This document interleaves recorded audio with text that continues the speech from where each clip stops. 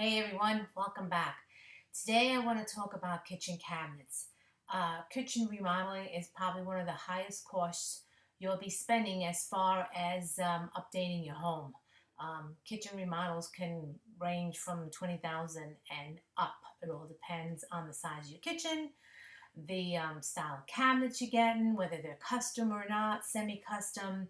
There's a lot involved in kitchen remodeling that most of my clients not aware of it until they get into it, and then they realize, oh my god, there's so much work to be done. So today I'm going to talk a little bit about cabinets so you get an understanding of what's involved in just choosing the style of the cabinets. There's a lot that goes into it. Okay, so the first thing I want to talk to you about, and I'm going to be checking my notes, so excuse me if I'm looking down. There's a raised panel, there's recessed paneled, there's shaker style panel. I'm sure some of you already know what that is. There's arched, whether it's raised or recessed, and then there's glass doors. So I actually printed out a sheet so you can understand what I'm talking about. Okay? See? All right. This is the shaker style. It's basically looks like four, squares here. Like a square. Well, it's not necessarily a square, but the wood you see is very plain. And sometimes they put a little bit of ribbing on the inside, and sometimes they don't. But this is basically a shaker style. Then you have your raised panel. Let's see what I do. The raised panel means that the inside of it is a little raised. It kind of pops out a little bit. You can see that? Okay. Then the other one I want to show you, it's kind of hard because I can't see it, is the arch. It can also be called a cathedral. This was popular, is not as popular as it was. And then you have the recess, which looks very familiar to your shaker style, but it is a little bit different in that you can see how this looks like it's just pieces of wood joined to make like a square, and this one is not as much. So, and again, this could have a little ribbed on the inside, a little detailing as well. So these are your four doors, more or less. There's probably some more styles out there, variation of those styles actually, but that's the four basic ones. The shaker, the recess, and the raise are the most popular. That arch one, not as much, was way back. Probably in the late 90s, I'm thinking. It was popular, but it has since come and gone. So if you're looking for kitchen cabinets, I would probably stay away from that one. The next one I want to talk to you about is cabinets, what type of wood. This gets a little complicated, and I don't really have pictures to show you on this, but you have solid wood. Solid wood is probably more towards your custom cabinetry. It's very expensive, but it's beautiful. It holds up very well. You can sand it down and refinish it if you need to, although that's a job and a half if you want to do that. It's solid because it's made out of solid wood. So again, it's always geared more towards custom. The problem with the solid wood is that, especially if you're doing like the shaker style, sometimes the wood in the corners, they kind of separate, so you can see a little bit of the wood. Here, let me show you what I'm talking about. So it'll separate right over here, and you'll see a little bit of the wood right into here. So that's the problem, although they're making it, the technology out there is getting better and better, so that's not as much as an issue as it used to be, but it still can be. If they're not done right, they can warp, but if you're getting solid wood and you're getting custom, they better not warp because you're paying enough money for that. The next one I want to talk to is wood veneer. Wood veneer is just, it's a sheet of paper. It's usually over an MDF. It can be over plywood. It's a very thin sheet of paper. It's not something that I would recommend because it wears out. Imagine every time you go to open up the door, you're kind of scratching the wood. And if you've got a thin sheet of paper over that, it can wear out. It's not something I would recommend at all. It tends to be over particle board. Again, that is not something you want to do. Particle board is just pieces of sawdust that they put together. It's a little different than the MDF. And if that gets wet, it'll expand. You see that sometimes if you ever have a bathroom cabinet, or if you have really inexpensive kitchen cabinet and you're wondering why the base sometimes kind of expands, because that most likely might be particle board. It could be MDF, but most likely it's particle board. The other one I want to talk about is the MDF, which stands for medium density fiber. It's engineered wood. It's very compressed, unlike particle board, so it's much, much stronger. And it usually has a thin layer of wood or thermal foil, which is different from the wood veneer, which is just a sheet of paper. It's a little bit more durable. It's not bad quality. But again, it all depends on what quality you get, and the price point will usually dictate the quality that you're getting. Many cabinets today, and I'll show you again, the shaker or whatever, whichever style you get here, they actually mix wood, which is like plywood, and the MDF. Why? Because if you go 100% wood, say on this, you get that split in between here like I was telling you about. If you mix the wood with the MDF, you don't have an expansion, so you won't get that split. So you won't see, especially if you get wide cabinets, you won't see that wood pulling through right in through here. Okay? You won't see that. You won't see that because the MDF doesn't expand. It's a really good product, MDF. So they're really kind of mixing it all together. The other thing that I think you want to know is the cabinet itself and what are they made out. So the base cabinets and actually the upper cabinets, they're usually made out of plywood, unless again they're made out of particle board or MDF. You got to watch out for that, because definitely I'm going to tell you, don't even waste your money on particle board. I had a client who once had me come over. He was thinking of designing his kitchen, and I went over it with him, and he was telling me the price. Now, this is a $500,000 home, fairly good-sized kitchen, and when he told me the price of the kitchen cabinets, I think my jaws just dropped, because he said he was spending something like, ready for this, $2,300. I said, $23,000? He said, no, $2,300. And I was like, where were you getting these cabinets? And I'm not going to mention where he got them, but when I looked at them, they were particle board with a thin layer, probably of wood veneer. So I said to him, you do not want to get these cabinets. It's not worth it. You're going to put it up in a few years. Just the steam from cooking in your on your stove hits the cabinets. They're going to expand. It's just a nightmare. I don't recommend you spending $2,300 because you really are just throwing that money away. I would at least get the MDF before you get the particle board. So just kind of stay away from that. But most cabinets are made of plywood. So when you're looking at the plywood, there's different widths. There's 1/2 inch, there's 5/8, and there's 3/4. The thinner the wood, 1/2 inch, the cabinet's going to be less. The more the 3/4, they're going to be a lot more money.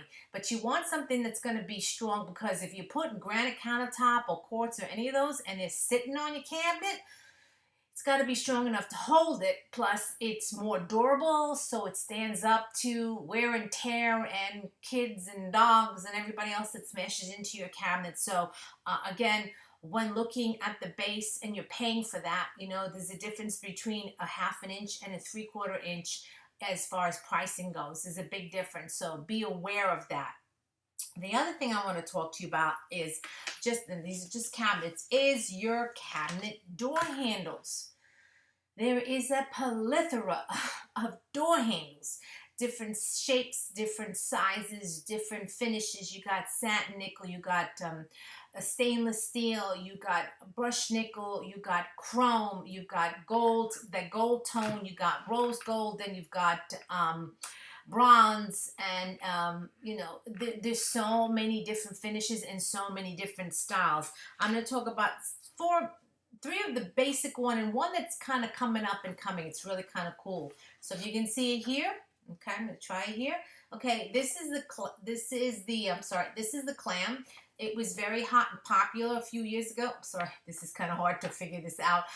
It was very popular a few years ago. It still is.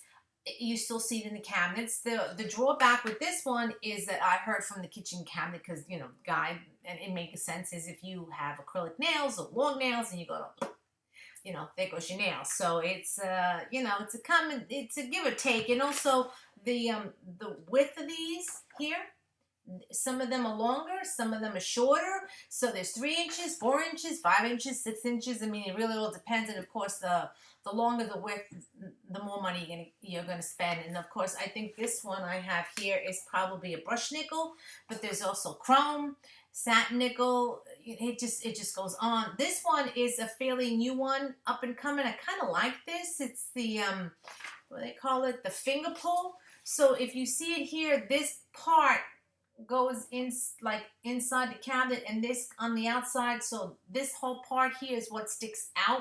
So it's very, very thin, and when you pull it out, I think what it does is it doesn't detract from the kitchen cabinet, because you don't really see them all that much.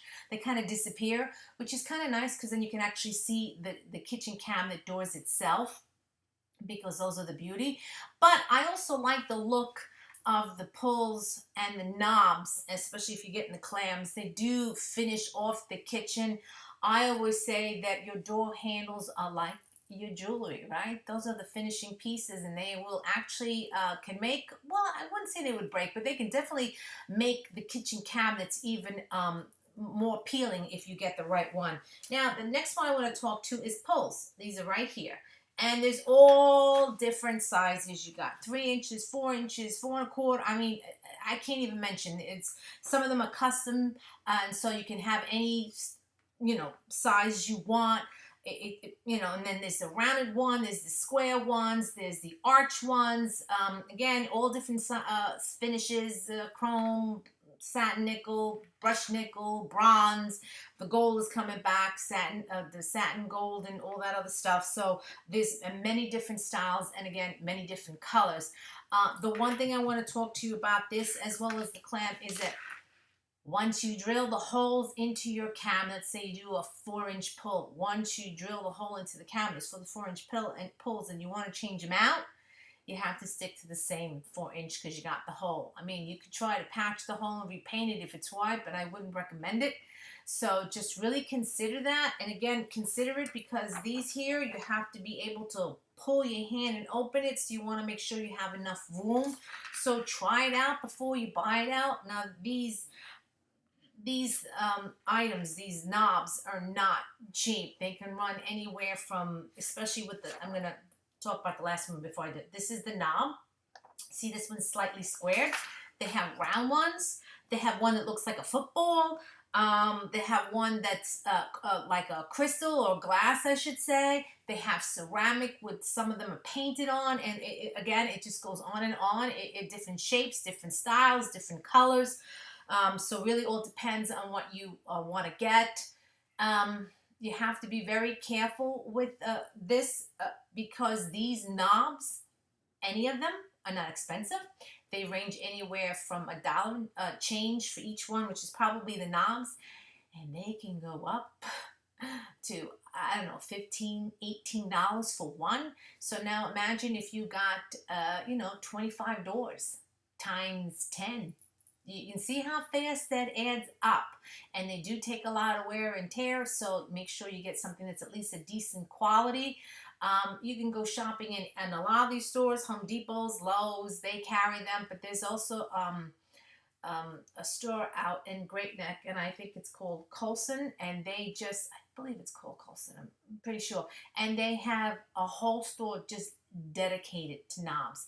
You can order it online, it's a lot cheaper, but honestly, you need to see it first. And Blackman also has it. You kind of want to see it before you order it, because like I said, it's not cheap. Yeah, you can return it, but you know, who wants to deal with the hassle of returning it? So I would recommend that you at least go into the store and see what it is you like before you order it online.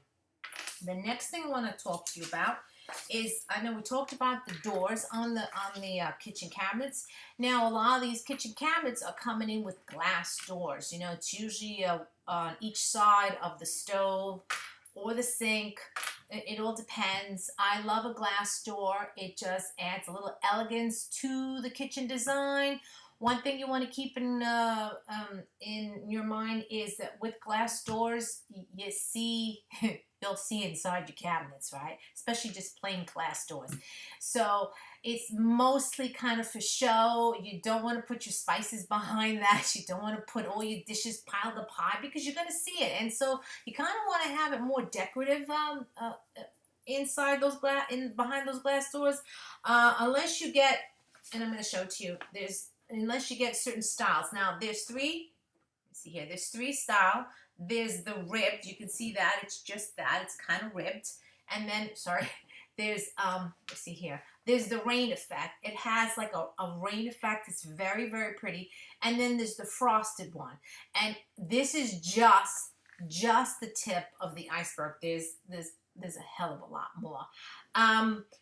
Obviously, the frosted one, you won't see what's behind door number one, so to speak. So you can probably, if you're one of those people that, you know, you're not worried too much what's behind your cabinet doors, you might want to go with the frosted. But if you do like more of the glass, like the rain in the frosted or clear glass, you do have to take into mind that you're going to see behind everything that you put in that cabinet. So make sure that you keep that in account, because you're going to wind up putting maybe like your glasses in your dishes, something really nice and pretty so you can see it. So keep that in mind. This is just one aspect of remodeling your kitchen. I'm going to try to break it down each week so you can see what it is. I talked about countertops. I'm talking about the cabinets. There's under lighting for your kitchen cabinets. There's backsplashes.